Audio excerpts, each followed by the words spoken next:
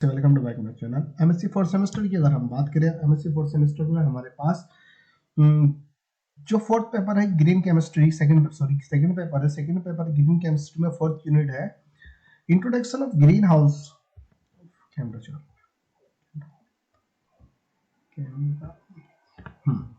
Introduction of green house effect on global warming या major source of green house gases and its control. इसको मैं एक minute topic में दिखा देता हूँ, इसमें टॉपिक में क्या क्या बोल रहा है, जो यूनिट है पूरी यूनिट में दिखाता हूँ। ग्रीन हाउस इफेक्ट जो ग्रीन केमिस्ट्री में है, green house effect on global warming. Green house gases का क्या इफेक्ट होता है ग्लोबल वार्मिंग पे, उसका इंट्रोडक्शन पढ़ना है। How the green house effect is produce measure the source of green house gases. जो ग्रीन हाउस गैसेस होती है उसके मेजर सोर्सेस क्या होते हैं, जिस जहां से वो एमिट होती है। एमिशन ऑफ कार्बन डाइऑक्साइड के जो सोर्स है, एमिट होने के सोर्स कौन कौन से हैं, किस सोर्स के द्वारा कार्बन डाइऑक्साइड फॉर्म होती है या एमिट होती है। Impact of the green house effect on global climate, कि जो कार्बन डाइऑक्साइड होता है उसका ग्लोबल क्लाइमेट पे क्या इफेक्ट पड़ता है, या हाउ कार्बन डाइऑक्साइड की एक तरीके ग्रीन हाउस गैस है, ग्रीन हाउस गैस ही है कार्बन डाइऑक्साइड भी, तो उसका क्या इफेक्ट पड़ता है, इसको कंट्रोल करना, major of green house effect major करना, और इसके जो global warming serious treat important point. तो उसने कहा है कि जो ग्लोबल वार्मिंग होती है उसको कंट्रोल करना, उसका ट्रीटमेंट किस तरीके से किया जा सकता है, मतलब इसको ग्लोबल वार्मिंग को अगर इंक्रीज, ग्लोबल वार्मिंग क्योंकि आज के टाइम में ज़्यादा इंक्रीज हो रही है, तो उसको किस तरीके से कंट्रोल किया जा सकता है। तो हम नहीं आते टॉपिक में। तो अब बात करते हैं introduction of green house gases, introduction of greenhouse effect on global warming measures, ये तो ठीक है, major source of green house gases. वही इंट्रोडक्शन की बात करते हैं। Introduction, heat trap on the heat is trapped on the earth surface by greenhouse gases that heat maintain the temperature of earth. Greenhouse gases very important for us। वो कह रहा है कि जो कुछ हीट होती है, मान लीजिए जो सन से जो रेडिएशन निकलती है, अब जब रेडिएशन निकलती है, कुछ रेडिएशन तो वहीं से रिफ्लेक्टेड हो जाती है और कुछ विजिबल रेडिएशन को एब्जॉर्ब कर लिया जाता है, लेकिन जो इंफ्रारेड रेज होती है वो भी अर्थ सरफेस के द्वारा एब्जॉर्ब कर ली जाती है, लेकिन फिर उसके बाद उसको जब एमिट किया जाता है तो जो ग्रीन हाउस गैसेस होती है वो उसको ट्रैप कर लेती है, पकड़ लेती है trap on the surface by green house gases that heat maintain the temperature, जिसकी वजह से जो अर्थ का टेम्परेचर होता है वो मेंटेन रखा जाता है। ग्रीन हाउस गैसेस बहुत ज्यादा इंपॉर्टेंट है हमारे लिए, लेकिन एक क्वांटिटी में, जितनी क्वांटिटी की हमें नीड है वहां तक तो इम्पोर्टेंट है, लेकिन अगर उसकी जो अमाउंट इंक्रीज हो रही है, ग्रीन हाउस गैसेस की अमाउंट इंक्रीज हो रही है, तो फिर वो हमारे लिए हार्मफुल है। अगर मैं नॉर्मली बात करूँ, जो नॉर्मली मैं एक मिनट बता देता हूँ, उसकी वजह से जो पढ़ूंगा फिर उसके बाद बहुत इजीली समझ में आ जाएगा कि मतलब कहना। नॉर्मली अगर मैं बात करता हूँ, जो अर्थ है हमारी, जो पृथ्वी है, पृथ्वी पर लेयर है, उसके बाद सबसे पहले अगर हम बात करें, एक लेयर होती है, अर्थ सरफेस होती है, अर्थ सरफेस के बाद एक ओजोन लेयर आती है, ओजोन लेयर के बाद एटमॉस्फेयर आती है, लेकिन एटमॉस्फेयर और ओजोन लेयर के बीच में भी लेयर होती है, और ओजोन लेयर जो होती है वो एटमॉस्फेयर की लेयर में ही प्रेजेंट होती है। ओजोन लेयर के बारे में तो सुना होगा आपने कि जो पृथ्वी को जो प्रोटेक्ट किया करे हुए है, मतलब पृथ्वी के चारों ओर सराउंडेड है, एक ओजोन लेयर सराउंडेड है जो हमें हार्मफुल रेस से, जो हार्मफुल वेव्स होती है उनसे बचाती है। क्योंकि जो सूर्य है, जो सन है, सन से बहुत सारी रेज निकलती है, अल्ट्रा वायलेट रेज निकलती है, इंफ्रारेड निकलती है, विजिबल रेज निकलती है। एक मिनट में वैसे बताता हूँ आपको, डायग्राम दिखा, उससे बहुत इजी समझ में आएगा। अगर नॉर्मली मैं बात करूं, जो सन है, सन का जो third planet of earth, third planet जी अर्थ जो है ना, थर्ड प्लेनेट है। सबसे पहला प्लेनेट मरकरी है, फिर वीनस है, लेकिन तीसरा प्लेनेट अर्थ है। हमें अर्थ के बारे में स्टडी करनी है। लाइफ एग्जिस्ट अर्थ पे करती है, लाइफ एग्जिस्ट जो करती है अर्थ पे करती है। जो सन होता है, सन से बहुत सारी किरणें निकलती है, जो रेज होती है, वेव्स निकलती है, अल्ट्रावायलेट भी निकलती है, इंफ्रारेड भी निकलती है, और विजिबल रेज भी निकलती है, और बहुत सारी हार्मफुल रेज निकलती है। अब जो ये जो अर्थ होता है, अर्थ की भी एक लेयर होती है, अर्थ की एक सरफेस होता है, फिर उसके बाद ओजोन लेयर आ जाती है, फिर एटमॉस्फेयर लेयर आती है, उसके बाद ये स्पेस आता है। उसके बाद क्या आता है, स्पेस आता है। एटमॉस्फेयर लेयर जो होती है उसके बाद स्पेस आता है। तो जो रेस होती है, अब रेस या जब अल्ट्रावायलेट रेस निकल रही है, विजिबल निकल रही है, इंफ्रारेड निकल रही है, लेकिन जो अर्थ जो है, जो पृथ्वी है, पृथ्वी सिर्फ विजिबल रेस को एब्जॉर्ब करता है। जो विजिबल होती है क्योंकि वह ज्यादा हार्मफुल नहीं होती है, विजिबल रेज हार्मफुल नहीं होती, लेकिन जो अल्ट्रावायलेट रेज होती है वो बहुत ज्यादा हार्मफुल होती है, जिसको जो ओजोन लेयर होती है, पृथ्वी के चारों ओर ओजोन लेयर है जो पृथ्वी को प्रोटेक्ट किए हुए हैं, हार्मफुल रेज होती है, मतलब हार्मफुल किरणें होती हैं, उनसे प्रोटेक्ट किए हुए हैं ओजोन लेयर। अब जो ओजोन लेयर होती है, जैसे अल्ट्रावायलेट रेज पृथ्वी पर आकर पृथ्वी के एटमॉस्फेयर से होती हुई ओजोन लेयर पर आती है, तो ओजोन लेयर उसको रिफ्लेक्ट कर देता है, वो पृथ्वी के अंदर एंटर नहीं करने देता है। ओजोन लेयर क्या है, ऑक्सीजन के मॉलिक्यूल होते हैं, ओजोन लेयर में ऑक्सीजन के मॉलिक्यूल होते हैं, जिसकी वजह से वो उसको एंटर नहीं करने देता पृथ्वी के अंदर। लेकिन जो इंफ्रारेड रेज होती है वो एंटर कर जाती है, जो सरफेस से रिफ्लेक्टेड होती है, लेकिन जो विजिबल रेज होती है वो दिखाता हूँ यहाँ पे, ये 3 तरह की रेज सूर्य से निकलती है। इंफ्रारेड होगी थी, ये यूवी रेज होती है, ये विजिबल रेज होती है। विजिबल जो इंफ्रारेड होती है, जैसे अब ये यहाँ पर ये ओजोन लेयर होती है, यहाँ पर ये अर्थ सरफेस के बाद ये बीच में ओजोन लेयर यहाँ पर प्रेजेंट होती है। एटमॉस्फेयर होता है, एटमॉस्फेयर के बाद यहाँ पर स्पेस आ जाता है।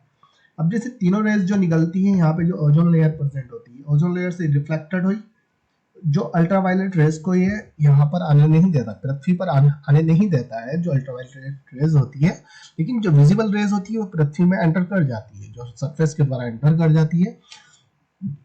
जो ये किरणें, जो सूरज की किरणें निकलती है, तो ये विजिबल लाइट, ज्यादातर विजिबल रेज होती है, और इंफ्रारेड होती है। लेकिन इंफ्रारेड अब जैसे ही रेज आती है पृथ्वी से, तो दिन के समय में ये क्या होता है, पृथ्वी का सरफेस हॉट होता है, हॉट होता है, मतलब हीट रहता है, गर्म रहता है। लेकिन अब जैसे ही रात होती है, जो हीट एब्जॉर्ब की गई है पृथ्वी के द्वारा, इंफ्रारेड जो वेव्स होती है वह एब्जॉर्ब की गई है, वह नाइट में एमिट होती है।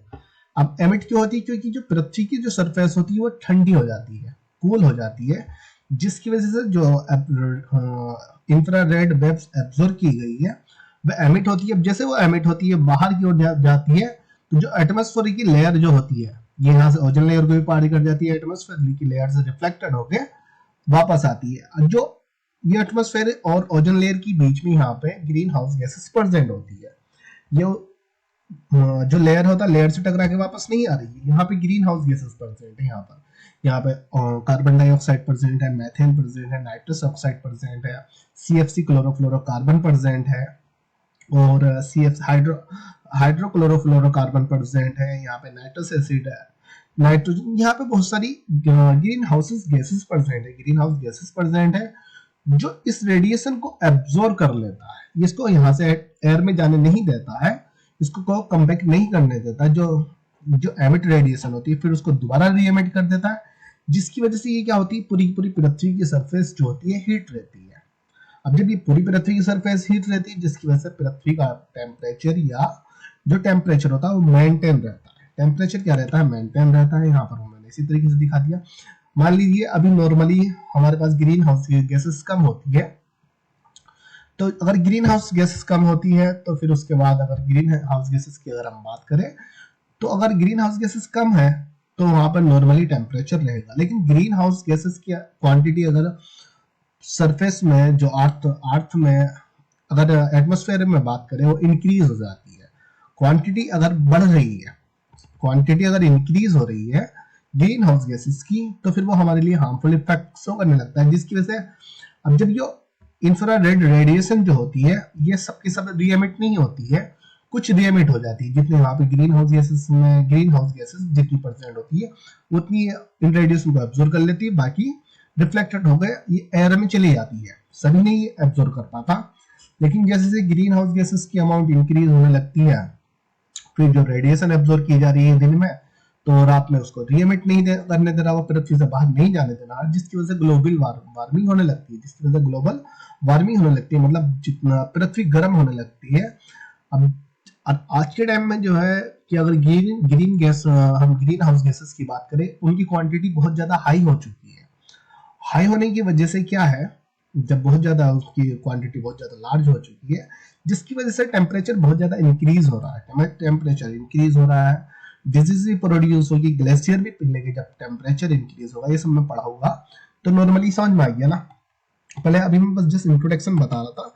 इंट्रोडक्शन की अगर मैं बात करूं, जो पृथ्वी होती है, जो सूर्य से जो किरणें निकलती है, सूर्य से जो किरणें निकल रही है, अल्ट्रावायलेट रेज निकल रही है, इंफ्रा निकल रही है और विजिबल निकल रही है। अब जो रिफ्लेक्टेड रेज हो रही है, उनको ग्रीन हाउस गैसेस एब्जॉर्ब कर लेती है, उनको बाहर नहीं जाने देती है, जिसकी वजह से पृथ्वी की जो सरफेस होती है वो हीट होने लगती है। ग्रीन गैस हाउस की अमाउंट इंक्रीज हो रही है, ग्रीन हाउस गैसेस की अमाउंट इंक्रीज हो रही है, मतलब लार्जेस्ट अमाउंट हो रही है, जिसकी वजह से ग्लोबल वार्मिंग क्या हो रही है, बहुत ज्यादा इंक्रीज हो रही है, बहुत ज्यादा हीटिंग हो रही है, टेम्परेचर इंक्रीज हो रहा है। टेम्परेचर इंक्रीज होने की वजह से बहुत ज्यादा इफेक्ट हमारे ग्लोबल वार्मिंग पे पड़ रहे हैं, मतलब जो अर्थ पृथ्वी पे बहुत ज्यादा इफेक्ट पड़ रहे हैं। तो वही ग्लोबल वार्मिंग के हमें इफेक्ट पड़ रहे हैं। यहाँ पे सूरज है, सूरज के 8 प्लेनेट होते हैं। 8 प्लेनेट की अगर हम बात करें इसके सरफेस में, मरकरी सबसे पहले, फिर वीनस, फिर अर्थ आ जाता है, फिर मार्स आता है, फिर जुपिटर आता है, फिर सैटर्न आता है, यूरेनस आता है, नेपच्यून आता है, प्लूटो सबसे लास्ट में होता है। तो हम बात करते हैं, अब हम सीधा अपने टॉपिक पे आते हैं। जो थोड़ा इंट्रोडक्शन मैंने बता दिया, जिसकी वजह से थोड़ा इजी हो जाएगा इंट्रोडक्शन। इंट्रोडक्शन की बात करें, जो earth surface heat is trapped bye heat is heat is trapped on the earth's surface by greenhouse gases. Greenhouse gases maintain the temperature of earth. Greenhouse gases is more important for us. हमारे लिए बहुत ज्यादा important है। अगर किसी से green house gases atmosphere में present ही ना हो, तो एक आइस लेयर बन जाएगी, जिसकी वजह से हमारे जो पृथ्वी का टेम्परेचर है बहुत ज्यादा लो हो जाएगा। लो होने की वजह से बहुत सारी डिजीज प्रोड्यूस हो जाएगी। खाने जो फूड है, फूड प्रोडक्शन भी बहुत कम हो जाएगा, जिसकी वजह लाइफ एक्सिस्टेंस बहुत कम हो जाएगा। तो ओजोन लेयर हमारे लिए, ओजोन लेयर के साथ साथ जो ग्रीन हाउस गैसेस है हमारे लिए इंपॉर्टेंट है, लेकिन एक फिक्स क्वांटिटी में, कि इतनी क्वांटिटी हमें जिसकी जितनी नीड है उतनी ही हमें चाहिए, उससे ज्यादा नहीं चाहिए। Green house gases introduction. अब ग्रीन हाउस गैसेस का इंट्रोडक्शन थोड़ा पढ़ लेते हैं। ये थोड़ा इंट्रोडक्शन क्या है, इफेक्ट का इंट्रोडक्शन था। ग्रीन हाउस गैसेस का इफेक्ट क्या होता है कि जब earth surface heat is trapped on the earth's surface by greenhouse gases. That heat maintain of temperature. That heat maintain the temperature of earth. Greenhouse gas is more important for us. वही बात करते हैं greenhouse gases introduction. Greenhouse gases also known as GHG. Greenhouse gases को GHG के नाम से भी जाना जाता है। Greenhouse gases. Greenhouse gases are present in the earth atmosphere that trap या absorb the heat during the day. अच्छा, ग्रीन हाउस गैसेस होती है वो अर्थ एटमॉस्फेयर में प्रेजेंट होती है, एटमॉस्फेयर ऑफ अर्थ में प्रेजेंट होती है, जो अर्थ का एटमॉस्फेयर होता है उसमें प्रेजेंट होती है। that greenhouse gases trap the heat या absorb the heat during the day. अब दिन के दौरान ही तो जो अर्थ सरफेस होती है वो रेडिएशन को एब्जॉर्ब कर रहा है, जिसकी वजह से वार्मिंग अर्थ होती है। दिन में बहुत ज्यादा गर्म सतह होती है, पृथ्वी क्या होती है, पृथ्वी की सतह बहुत ज्यादा गर्म होती है, warming earth surface. But during the night earth surface is cool. लेकिन नाइट के दौरान की अगर हम बात करें, but in the during night earth surface is cool. Earth surface रात में ठंडी होती है, because sun release the heat during the day, but this heat come back in the space air. Then some amount of heat trapped by greenhouse gases in the earth of atmosphere.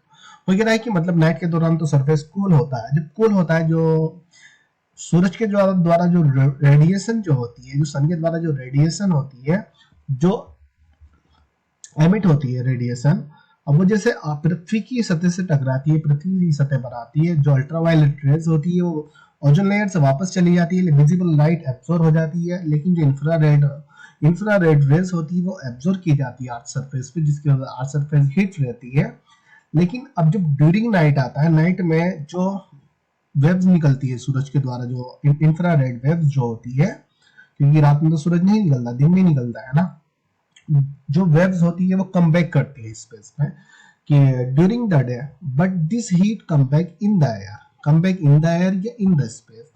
लेकिन जो ये वाली heat जो होती है दिन में absorb की गई है, वो जब रात में स्पेस में वापस जाती है या एयर में वापस जाती है, then some amount of heat trapped by green house gases in the earth atmosphere.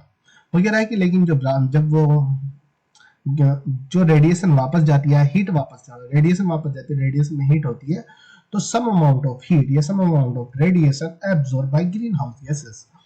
तो कुछ अमाउंट ऑफ हीट की जो कुछ अमाउंट होती है, रेडिएशन की कुछ अमाउंट होती है, वो ग्रीन हाउस गैसेस के द्वारा एब्जॉर्ब कर ली जाती है, ट्रैप में रोक ली जाती है अर्थ एटमॉस्फेयर में। अब जब अर्थ एटमॉस्फेयर में रोक ली जाती है, जिसकी वजह से वहां पे वार्मिंग होने लगती है, जिसकी वजह से हीट होने लगता है, गर्म रहता है, जिसकी वजह से रात में भी हमारी अर्थ सरफेस की बात करें तो हीट रहती है, जिसकी वजह से हमारा दिन और रात में टेम्परेचर मेंटेन रहता है। फिर उसके बाद हम बात करते हैं इंट्रोडक्शन ऑफ ओजोन लेयर।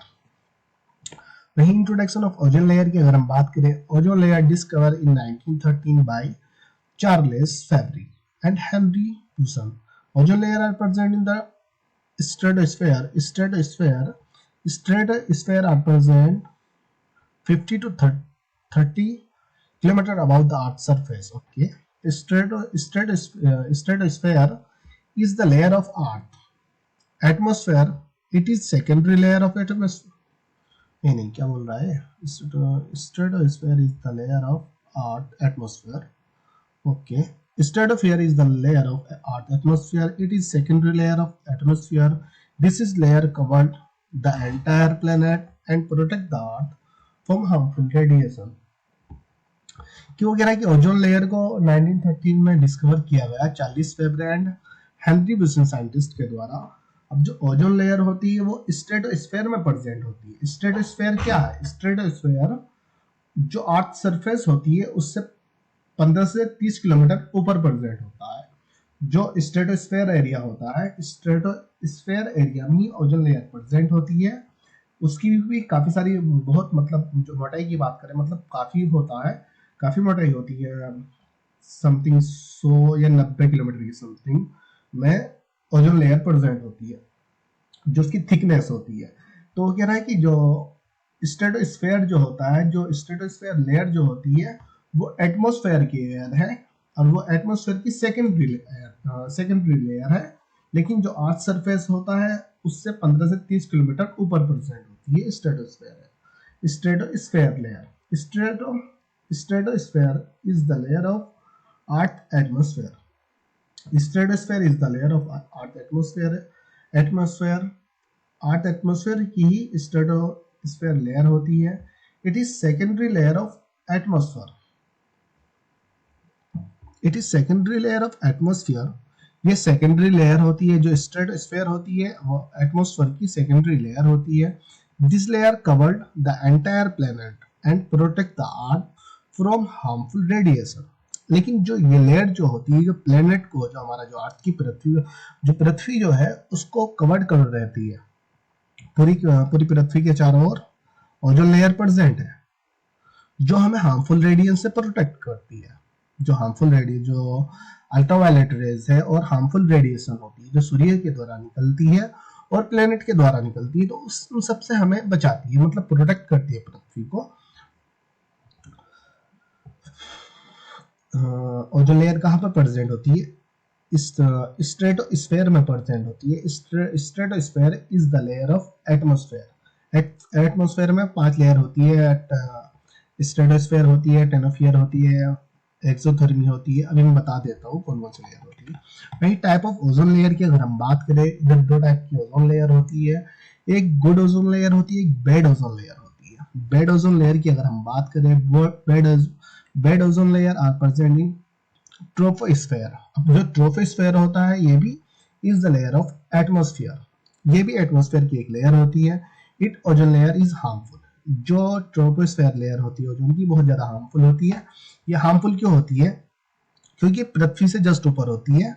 पृथ्वी की जो सरफेस होती है ना उससे ऊपर ट्रोपोस्फेयर होती है, उसके बाद स्ट्रेटोस्फेयर आती है। स्ट्रेटोस्फेयर कब आती है? ट्रोपोस्फेयर के बाद आती है। लेकिन जो ट्रोपोस्फेयर है ये ह्यूमन एक्टिविटी के द्वारा जो कार्बन डाइऑक्साइड मतलब जितनी भी ग्रीन हाउस गैसेस निकलती है, सबसे पहले वो ट्रोपोस्फेयर में जाती है, उसके बाद ग्रीन हाउस गैसेस में जाती है। अगर जब ज्यादा लार्ज लार्ज अमाउंट हो जाती है, जब इसको स्ट्राइक करने लगती है, फिर उसके बाद इसमें स्ट्रेटोस्फेयर में जाती है। तो ट्रोपोस्फेयर की बात करें, यह तो हार्मफुल होती है क्योंकि इसमें कार्बन डाइऑक्साइड और मैथेन, नाइट्रस ऑक्साइड मतलब अदर केमिकल जो टॉक्सिक कंपोनेंट होते हैं, ग्रीन हाउस गैसेस इसमें लार्ज अमाउंट की प्रेजेंट होती है, जो ह्यूमन एक्टिविटी के द्वारा निकलती है। ह्यूमन एक्टिविटी के द्वारा निकलती है, अगर बहुत ज्यादा लार्ज अमाउंट निकलने लगती है तो उसके बाद वो ओजोन लेयर को डिस्ट्रॉय करने लगती है। और अभी पीछे के समथिंग ओजोन लेयर हटने लगी थी, जब अभी देखा होगा आपने, साइंटिस्ट ने बताया था कि ओजोन लेयर जो डिप्लीट होने लगी है, कि ओजोन लेयर की जो थिकनेस है वो डिक्रीज होने लगी है। वो क्यों होने लगी थी? क्योंकि पोल्यूशन बहुत ज्यादा इंक्रीज होने लगा था। पोल्यूशन जो एनवायरनमेंट था, बहुत ज्यादा पोल्यूशन इंक्रीज हो रहा था। जो इंडस्ट्री है वगैरह थी, वहां से कार्बन डाइऑक्साइड की, मैथेन की मात्रा बहुत ज्यादा निकल रही थी, कार्बन डाइऑक्साइड की, नाइट्रस एसिड की, जो ऐसी होती है, ऐसी से क्लोरोफ्लोरोकार्बन निकलता है। क्लोरोफ्लोरोकार्बन फ्यूरन गैस से निकलता है। तो उसकी लार्ज अमाउंट होने की वजह से ओजोन की लेयर डिप्लाइट होने लगती थी। लेकिन जो पीछे भी कोरोना आया था, कोरोना की वजह से क्या था, सारी इंडस्ट्रियां बंद हो चुकी थी, जो पोल्यूशन वगैरह बहुत कम हो चुका था, जिसकी वजह से ओजोन लेयर अपनी रिकवर हो चुकी थी। वो पूरी की पूरी रिकवर हो चुकी थी, अगर वो कहीं से डैमेज हो चुकी थी, लेकिन कोरोना की वजह से वो रिकवर हो गई थी पूरी। गुड ओजोन लेयर की अगर हम बात करें, good ozone layer are present in stratosphere. Good ozone layer कहाँ पे प्रेजेंट होती है? स्ट्रेटोस्फेयर में प्रेजेंट होती है। It ozone layer protect the earth from harmful radiation. जो ओजोन लेयर होती है ये हार्मफुल रेडिएशन से पृथ्वी को प्रोटेक्ट करती है। Type of atmosphere layer, type of atmosphere आप कह सकते हैं लेयर ऑफ एटमॉस्फेयर की जो एटमॉस्फेयर की लेयर होती है वो कौन कौन सी होती है? सबसे पहले अगर हम बात करें, अर्थ आता है, अर्थ के बाद ट्रोपोस्फेयर आती है। ट्रोपोस्फेयर में बेड ओजोन लेयर होती है। स्ट्रेटोस्फेयर आती है, इसमें गुड गुड क्या होती है? गुड ओजोन लेयर होती है। फिर मेसोस्फेयर आता है, फिर थर्मोस्फेयर आता है, एक्सोस्फेयर आता है, फिर उसके बाद एटमॉस्फेयर आ जाता है। एटमॉस्फेयर के बाद स्पेस आ जाता है। इसको मैं दूसरे तरीके से भी दिखा दूं आपको, तो दिखा देता हूँ, कोई बात नहीं। क्या है भाई, ट्रोपोस्फेयर ये ना, यहाँ पे जो हमारी जो ह्यूमन एक्टिविटी के द्वारा कार्बन जितनी भी ग्रीन हाउस गैसेस निकलती है, सबसे पहले यहाँ पर आती है। जब इसको इस वाले पोर्शन को डिस्ट्रॉय करने लगी, उसके बाद ओजोन लेयर को डिस्ट्रॉय करती है। मेसोस्फेयर एरिया आ जाता है, यहाँ पे रॉकेट वगैरह। फिर उसके बाद थर्मोस्फेयर एरिया आ जाता है, बहुत ज्यादा हीटिंग होती है यहाँ पे। थर्मोस्फेयर की अगर हम बात करें, ऑक्सीजन की अमाउंट बहुत कम होती है। एक्सोस्फेयर जहाँ पे सैटेलाइट वगैरह प्रेजेंट होती है। फिर उसके बाद अर्थ एटमॉस्फेयर आ जाता है, जहाँ से पृथ्वी की सतह स्टार्ट हो जाती है। फिर उसके बाद स्पेस आ जाता है।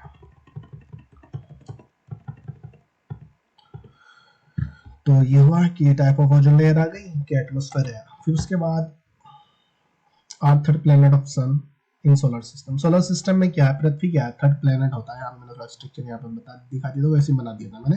यहाँ पे सन हो गया, मरकरी हो गया, वेनस हो गया, वेनस के बाद अर्थ आ गया, उसके बाद बाकी आ गए। यहाँ पे अर्थ है, उसमें थोड़ा रेडिएशन की बमबार्डमेंट दिखा दी मैंने यहाँ पर, की रेडिएशन की बमबार्डमेंट कैसे होती है। यहाँ पे पृथ्वी से सूर्य होता है, सूर्य से रेडिएशन निकलती है, अल्ट्रावायलेट रेज निकली यहाँ पे इंफ्रारेड निकली है, विजिबल रेज निकली। विजिबल रेज जो पृथ्वी की एंटर कर जाती है, लेकिन जो यूवी रेज होती है, यहाँ पे ओजोन लेयर प्रेजेंट है, ब्लू कलर की ओजोन लेयर यहीं से रिफ्लेक्टेड हो जाती है।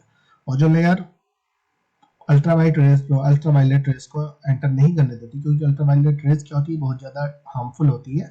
कैंसर, डिजीज, स्किन प्रॉब्लम बहुत ज्यादा आज के टाइम में जो सूर्य है, स्किन प्रॉब्लम ज्यादा होने लगी। किसकी वजह से? सूर्य की किरणें की वजह से। आंखों में भी मतलब बहुत ज्यादा इफेक्ट आने लगा है, कि अगर सूरज की किरणों की वजह से अगर धूप के टाइम में निकलो, जब गर्मी के टाइम पे आप देखोगे, तो आंखों पे भी उसके थोड़ा इफेक्ट पड़ने लगता है। स्किन पे भी रेड रेड इचिंग से आने लगती है, मतलब खुजाट से आने लगती है। तो वो सब क्या है कि जो हार्मफुल रेज होती है, ओजोन लेयर डिप्लीट होने की वजह से ओजोन लेयर कम होने लगती है, जिसकी वजह से जो अल्ट्रावायलेट जो हार्मफुल रेज होती है, वो सूर्य के द्वारा पृथ्वी के अंदर एंटर कर जाती है। सरफेस से जब एंटर कर जाती है, जिसकी वजह से मैनी डिजीज, मैनी प्रॉब्लम हमें क्रिएट होने लगती है। यहाँ विजिबल रेज होती है, फिर इंफ्रारेड।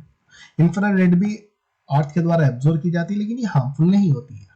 जैसे विटामिन डी वगैरह सारी की सारी चीजें, बहुत सारी जो अगर बात करें सन की रेज से बहुत सारी हमें मतलब हेल्थी भी होती है, सन रेज, लेकिन हार्मफुल भी होती है। हार्मफुल रेज भी आती है उससे, अब गुड रेज भी आती है। तो इंफ्रारेड जैसे ही एब्जॉर्ब कर ली जाती है, अब नाइट के समय में जिस टाइम पे ये जो अर्थ सरफेस होता है वो कूल हो जाता है, मतलब ठंडा हो जाता है, ठंडा होने की वजह से जो एब्जॉर्ब की गई है पृथ्वी में, जो रेडिएशन एब्जॉर्ब की जाती है वो एमिट होने लगती है। जैसे वो एमिट होती है, लेकिन यहाँ एटमॉस्फेयर के बीच में और ओजोन लेयर के बीच में यहाँ पे एक ग्रीन हाउस गैसेस प्रेजेंट होती है। अब इनसे ये इंटरेक्ट करती है, ग्रीन हाउस गैसेस इन्हें एब्जॉर्ब कर लेती है, रेडिएशन को बाहर नहीं जाने देती है। UV rays block bye ozone layer, infrared reflected, visible raise को एब्जॉर्ब कर लिया जाता है। यहाँ पे इसकी मैंने थ्योरी लिखी है, थ्योरी आप खुद पढ़ लीजिए, एक मिनट देख लीजिए, कोई थ्योरी, बस इसी की थ्योरी मैंने बनाई है। सन एमिट द रेडिएशन, जो सन होता है, सन रेडिएशन को एमिट करता है। उन तीनों के नाम लिख दिए, UV rays, IR rays, visible rays. फिर उसके बाद जो वर्क कर रहा है सिर्फ ये कि कौन सा एब्जॉर्ब कर रहा है, कौन सा एब्जॉर्ब नहीं कर रहा है, ये चीजें मैंने लिखी है, इसको आप पढ़ लीजिए।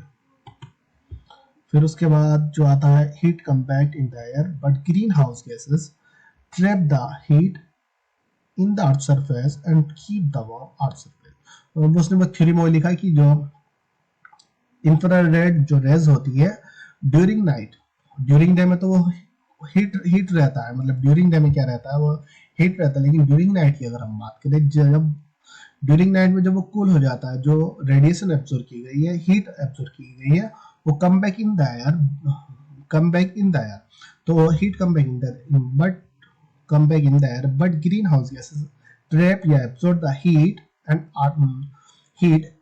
in the earth surface and keep the warm earth surface। जो रेडिएशन वापस जाती है, तो जो ग्रीन हाउस गैसेस होती है उस हीट को एब्जॉर्ब कर लेता है, वो बाहर नहीं जाने देता है, जिसकी वजह से जो अर्थ की सरफेस होती है वो कीप वार्म, मतलब हीट रहती है। Effect of green house gases on global warming, इसको मैं नेक्स्ट वीडियो में पढ़ता हूँ कि क्या इफेक्ट होता है, किस तरीके से इफेक्ट करता है ग्लोबल वार्मिंग।